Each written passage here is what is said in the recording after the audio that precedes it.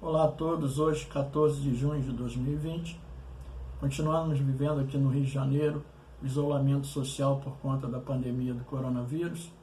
E como sempre tenho buscado fazer aqui, trazer uma mensagem que possa ser contextualizada ao tempo e ao momento que nós estamos vivendo. E hoje, como base da nossa meditação, quero ver um pouco da história de um homem chamado Neemias, um judeu que foi cativo para a Babilônia e servia lá ao rei como copeiro. E num dos momentos lá da sua vida, alguns irmãos de Neemias, alguns judeus, saem de Jerusalém, vão até lá a Babilônia, e ele pede notícias de como estava Jerusalém e como estava o povo. E no capítulo 1 do livro de Neemias, nós podemos observar o relato de um dos seus irmãos, que diz assim, Neemias no capítulo 1, a partir do verso 1. Palavras de Neemias, filho de Acalias, no mês de Quisleu, no 20º ano, enquanto eu estava na cidade de Suzã, Anani, um dos meus irmãos, veio de Judá com alguns outros homens, e eu lhes perguntei acerca dos judeus que restaram aos sobreviventes do cativeiro, e também sobre Jerusalém.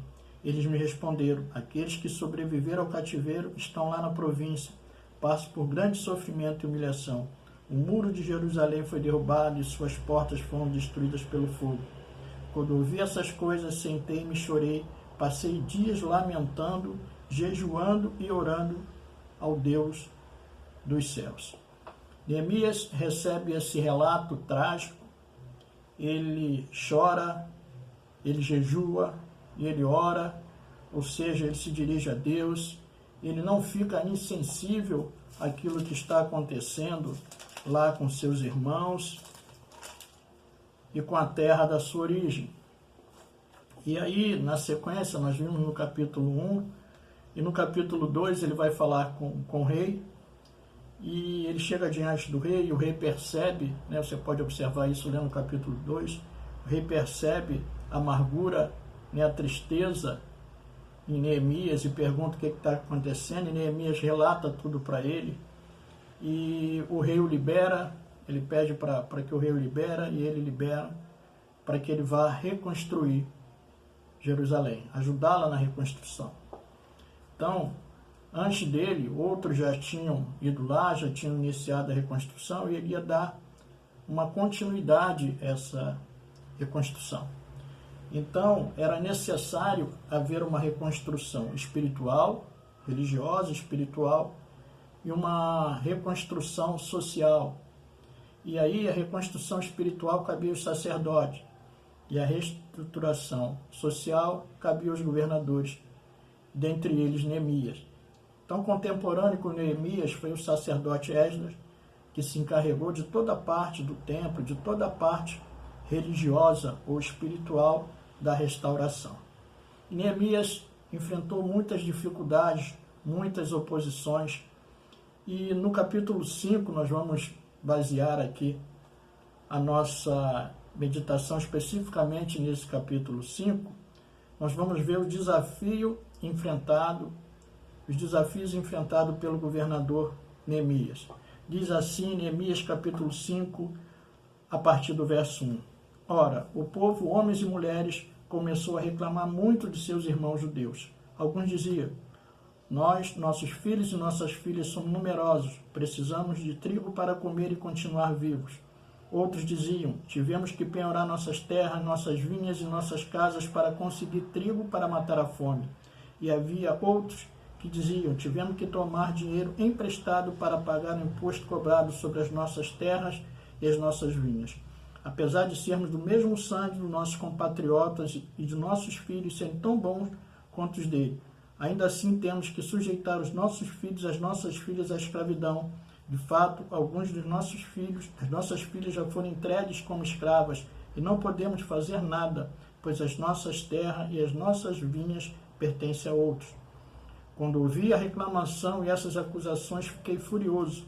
Fiz uma avaliação de tudo, então repreendi os nobres e os oficiais, dizendo-lhes, vocês estão cobrando o juro dos seus compatriotas, por isso convoquei uma grande reunião contra eles, e disse: na medida do possível, nós compramos de volta nossos irmãos judeus que haviam sido vendidos aos outros povos. Agora vocês estão até vendendo seus irmãos. Assim eles terão que ser vendidos a nós de novo? Eles ficaram em silêncio, pois não tinham resposta. Por isso prossegui: o que vocês estão fazendo não está certo. Vocês devem andar no temor do nosso Deus para evitar a zombaria dos outros povos, os nossos inimigos. Eu, os meus irmãos e os meus homens de confiança também estamos emprestando dinheiro e trigo ao povo, mas vamos acabar com a cobrança de juro.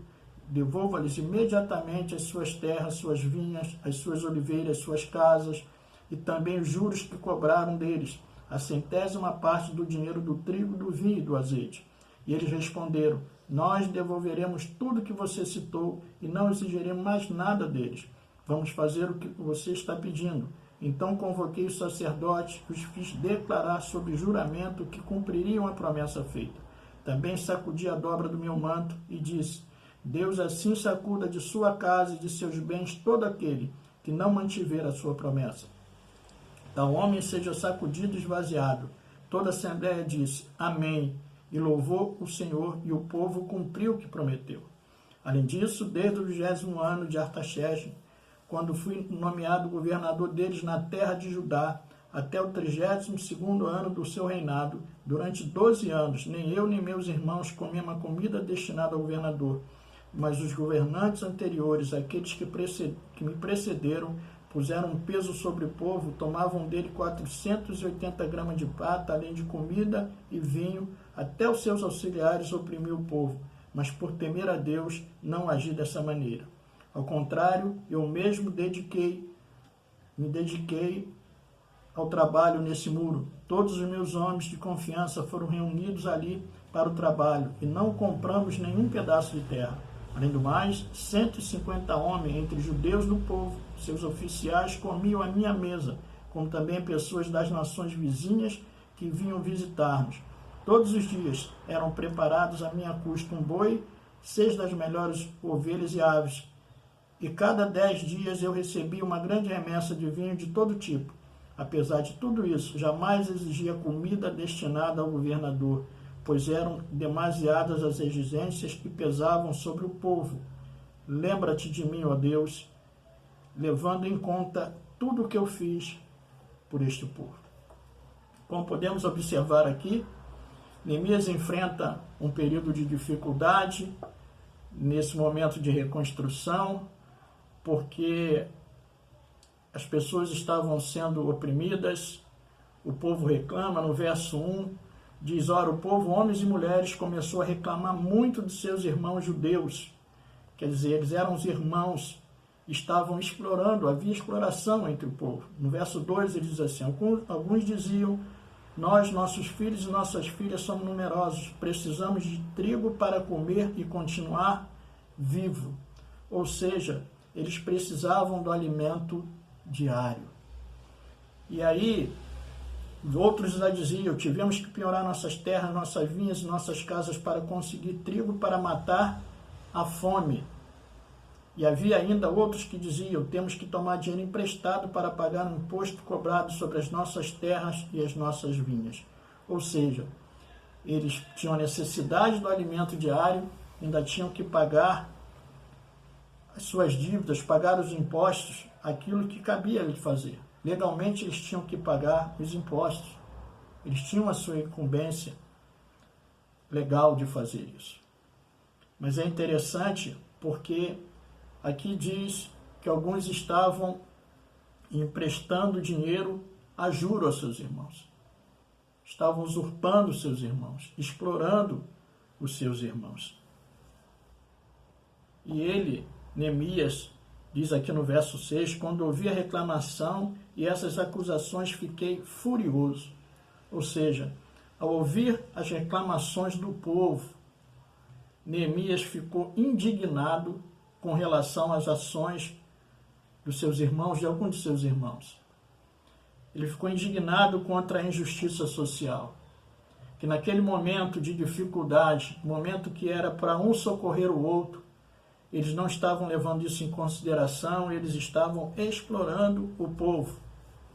e eles eram da mesma nacionalidade, era o mesmo povo, e eles estavam ali com o mesmo objetivo de fazer uma restauração.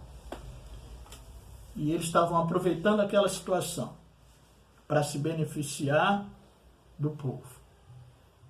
E esse momento que nós estamos vivendo, em meio a essa pandemia, que nós sabemos que economicamente a sociedade está enfrentando dificuldades grandes, todos os países estão enfrentando dificuldades grandes, não está longe do que nós estamos vendo nesse texto aqui. Existem pessoas desviando verbas que são destinadas para comprar equipamento, para pagar profissionais, para que cuidem das pessoas em meio a essa pandemia. E, insensivelmente, essas pessoas exploram o povo e ainda roubam. Insensivelmente. E Neemias ficou furioso, indignado por isso. E aí, muitos cobravam juro dos seus irmãos. Se eles já estavam em dificuldade financeira, imagine cobrando juro, aumentando a dívida. Então fica um alerta para nós aqui. Nós temos que socorrer as pessoas, mas não explorar as pessoas. Se você tiver que emprestar, não empreste a juro, querido. Até porque a agiotagem é crime. E eles estavam praticando a agiotagem aqui. Estavam errando 2 vezes, praticando uma agiotagem, cobrando juro, e a lei proibia, lá em Êxodo e Levítico, você pode ver que a lei proibia que se emprestasse dinheiro, que eles emprestassem dinheiro entre eles e cobrassem juro. Eles estavam errando 2 vezes. Estavam quebrando a lei e estavam oprimindo seus irmãos, espoliando os seus irmãos. Mas Neemias, ele não concorda com isso. Ele tem uma postura diferente, queridos. Ele fica indignado, furioso com o que ele ouviu. Interessante porque na continuação aqui do texto, diz que quando ouvi a reclamação e essas acusações fiquei furioso. Mas ele não agiu segundo a sua fúria, segundo a sua indignação naquele momento. Ele teve um equilíbrio. Ele, como governador, ele tinha que ter um equilíbrio e ele manteve o seu equilíbrio. E diz assim no verso 7, fiz uma avaliação de tudo e então repreendi os nobres oficiais dizendo, vocês estão cobrando juros dos seus compatriotas. Por isso convoquei uma grande reunião contra eles. Ou seja, fiz uma avaliação de tudo. Ele avaliou e repreendeu aqueles nobres, aqueles oficiais, os ricos que estavam oprimindo os pobres. Ele avaliou, ele ouviu o povo. O que me chama atenção aqui, além da indignação, é que ele deu ouvido ao povo. E quantos governadores não ouvem o povo? Quantos não ouvem? Quantos agem segundo a sua própria vontade e não ouvem o povo? Mas o povo precisa ser ouvido. E ele ouviu o clamor do povo.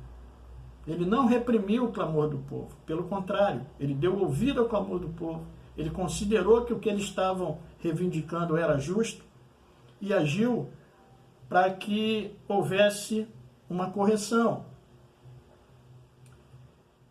E no verso 7 ainda, ele diz, vocês estão cobrando juros de seus compatriotas, por isso convoquei uma grande reunião contra eles. E disse, na medida do possível, nós compramos de volta nossos irmãos judeus que haviam sido vendidos a outros povos. Agora vocês estão até vendendo seus irmãos, assim terão que ser vendidos a nós de novo. Eles ficaram em silêncio, pois não tinham respostas. Ou seja, eles reconheceram que estava errado, ficaram calados, não tinha como contra-argumentar com ele. E ele diz, por isso prossegui, o que vocês estão fazendo não está certo. Vocês devem andar no temor do nosso Deus para evitar a zombaria dos outros povos, os nossos inimigos. Eu, os meus irmãos, os meus homens de confiança também estamos emprestando dinheiro e trigo ao povo, mas vamos acabar com a cobrança de juro. Devolva-lhes imediatamente suas terras, suas vinhas, suas oliveiras, suas casas, também os juros que cobraram, e a 100ª parte do dinheiro do trigo, do vinho e do azeite. E eles responderam: nós devolveremos tudo como você citou e não exigiremos mais nada deles. Vamos fazer o que você está pedindo. Interessante que ele avalia e ele age de uma forma justa, ele se posiciona contra a injustiça, né? Mas ele corrige o povo, querido. Ele corrige o povo e conduz o povo para que haja direito. Então, ele, como líder, ele conduziu o povo. E ao líder cabe conduzir o povo. A tarefa do líder é conduzir o povo e conduzir o povo para o caminho certo. E foi o que ele fez. E o povo deu ouvido e seguiu a orientação. E é interessante que no verso 14, ele diz assim: além disso, além do 20º ano do rei Artaxerxes, quando fui nomeado governador deles na terra de Judá, até o 32º ano do seu reinado, durante 12 anos, nem eu nem meus irmãos comemos a comida destinada ao governador. Mas os governadores anteriores, aqueles que me precederam, puseram um peso sobre o povo, tomando dele 480 gramas de prata, além de comida, vinho, até seus auxiliares oprimiam o povo. Mas por temer a Deus, eu não agi dessa maneira. Ou seja, outros governadores antes de Neemias tinham oprimido o povo. E até os auxiliares oprimiam. Mas Neemias busca fazer um caminho diferente, querido. Ele não se serve do povo, ele serve o povo. Ele age de uma maneira justa. E aí nós vemos aqui o exemplo de Neemias. Por que Neemias pôde conduzir o povo e o povo deu ouvido a Neemias e parou de fazer o errado? Porque Neemias seguiu exemplo. Ele se serviu ao povo como exemplo de correção. Então, ao líder tem o desafio de seguir a correção. Se ele agisse errado, como os governadores que agiram erradamente antes dele, ele não tinha condição moral. Não tinha condição moral de repreender aquele povo e corrigir aquele povo. Mas ele pôde fazer, porque ele foi exemplo para o povo. Ali ele estava se colocando como exemplo para o povo. Não governando o povo, oprimindo o povo, mas servindo ao povo. Que bom! Se tantos governantes do nosso tempo pudessem aprender com Neemias, se tantos governantes desse tempo, de muitas nações, que têm oprimido as pessoas, não têm ouvido as pessoas, têm agido de forma radical, em vez de aliviar a situação do povo, tem levado o povo ao maior sofrimento. E no verso 17, Neemias diz assim: além do mais, 150 homens entre os judeus do povo, seus oficiais, comiam à minha mesa, como também pessoas das nações vizinhas que vinham visitar-nos. Todos os dias eram preparados à minha custa boi, 6 das melhores ovelhas, aves, e cada 10 dias recebi uma grande remessa de vinho de todo tipo. Apesar de tudo isso, jamais exigia comida destinada ao governador, pois eram demasiadas exigências que pesavam sobre o povo. Além do mais, 150 homens entre judeus do povo, seus oficiais, comiam à minha mesa. Ou seja, Neemias vivia com o povo. Era um governador popular que vivia com o povo. Sentava à mesa, ele tinha harmonia e comunhão com o povo, ele não vivia distante do povo. Sentar à mesa é comunhão, querido. Sentar à mesa é acolhimento. Sentar à mesa significa a humildade de um governador a sentar com seu povo e a tratá-lo como igual, como irmão, como compatriota, coisa que eles não estavam fazendo aqui. Mas Neemias nos dá uma lição. Neemias nos ensina nesse tempo. E Neemias não ensina apenas aos governadores, porque ele não seguiu o mesmo passo os passos dos governadores anteriores. E a lição aqui não é só para os governantes, aqueles que têm a missão de nos governar. Para eles, esse texto é um texto de alerta de como agir dentro de uma correção. E Neemias colocou aqui: por temer a Deus, eu não agia dessa maneira. Por temor de Deus, ele não agia assim.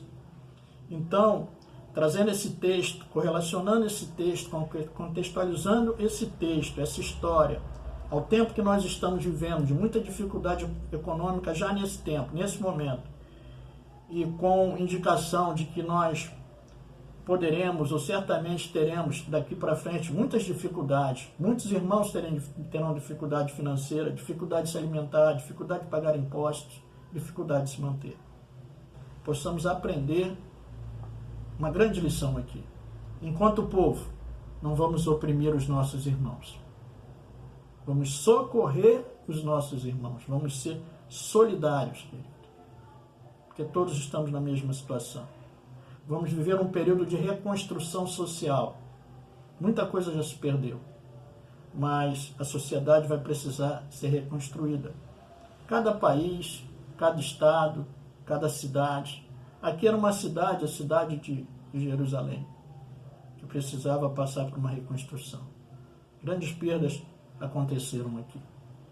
Mas que haja em nós, povo, a sensibilidade de agir de maneira correta, como esse povo ouviu Neemias e agiu de forma correta. E que aqueles que têm a responsabilidade de governar suas nações, seus estados, seus municípios, ou em qualquer esfera que esteja sobre as suas responsabilidades, possam agir com temor e com correção, como Neemias agiu. Acho que esse texto, de 500, 600 anos antes de Cristo, nesse momento ele é muito atual em termos de ensino para nós. E que nós possamos aprender aqui. Então, toma cuidado. Não caia nessa armadilha de ficar na mão dos agiotas. Cuidado nesse tempo de dificuldade. Cuidado. Não caia nessa armadilha, porque você, em vez de solucionar o seu problema, você pode arrumar mais problema. E você que tem a função de liderar, seja de que maneira for, esteja sensível a ouvir as pessoas.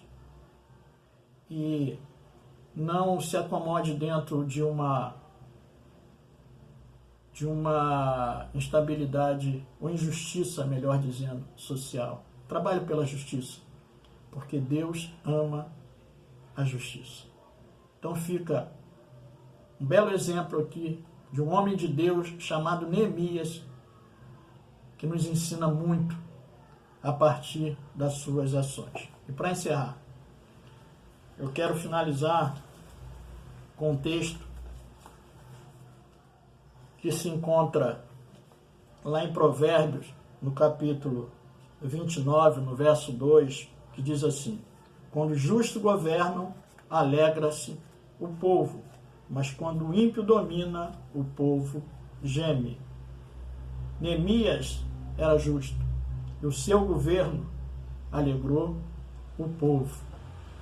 E 1 Timóteo, no capítulo 2, verso 1 e 2, orientação para nós, como nós devemos proceder então, diante daquilo que ouvimos aqui, nesse texto. Paulo, orientando o jovem pastor Timóteo, que era seu discípulo, diz assim: antes de tudo, recomendo que se façam súplicas, orações, intercessões e ações de graça por todos os homens, pelos reis e por todos que exercem autoridade, para que tenhamos uma vida tranquila e pacífica com toda piedade e dignidade. Então, qual é a nossa postura aqui? Seguindo a orientação de Paulo, nós devemos orar para aqueles que exercem autoridade, para que possamos ter uma vida tranquila e pacífica e que possamos viver com dignidade. Então, cabe a mim e a você interceder pelas autoridades, para que o mesmo espírito que estava sobre Neemias, que o mesmo sentimento que tomou Neemias, sentimento de justiça, possa estar sobre aqueles que governam o mundo nesse momento. E que Deus possa levantar Neemias nesse tempo, em outros tempos, para que possa não estar se servindo do povo, mas estar servindo ao povo. Como ele mostrou aqui, que ele abriu mão do direito que ele tinha como governador. Então eu e você, nesse tempo de escassez, nesse tempo de dificuldade, nesse tempo que estamos vivendo, primeiro à mercê de Deus, em segundo, à mercê das autoridades, aqueles que têm a responsabilidade de nos governar, que possamos interceder por eles. Que possamos interceder por eles, para que possamos ter uma vida tranquila, pacífica e com dignidade. Então fica com essa palavra, que Deus lhe abençoe rica e abundantemente, em nome de Jesus.